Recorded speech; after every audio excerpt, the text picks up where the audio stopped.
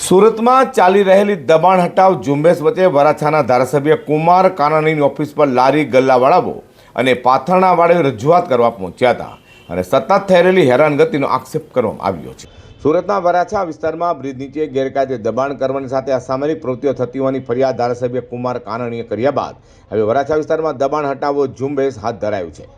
પાલિકા અને પોલીસ સાથે મળી શરૂ કરેલી આ દબાણ હટાવ ઝુંબેશને લઈને લારી ગલ્લાવાળાઓ અને પાથરણાવાળાઓની હેરાનગતિ વધી ગઈ હોય તેથી લારી ગલ્લાવાળા તથા પાથરણાવાળાઓ રજૂઆત કરવા ધારાસભ્ય કુમાર કાનાણીની ઓફિસે પહોંચ્યા હતા। સતત પાલિકા તથા પોલીસની ટીમ દ્વારા કરાઈ રહેલી હેરાનગતિના આક્ષેપો કરી ન્યાય અપાવવા માંગ કરી છે અને પોલીસ તથા પાલિકાની ટીમ અંદરથી પણ સામાન ઉચકી જતી હોય સાથે કામ ધંધો કરવા દેતી ન હોવાની ફરિયાદ કરાઈ છે।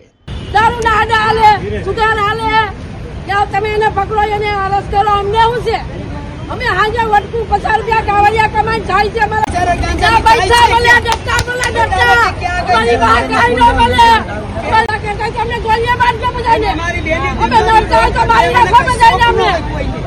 કે અમે રોડ પર બેસી અમે ઈમાનદારીનો ધંધો કરી નથી હાલે લાગતો તમને માર નાખો।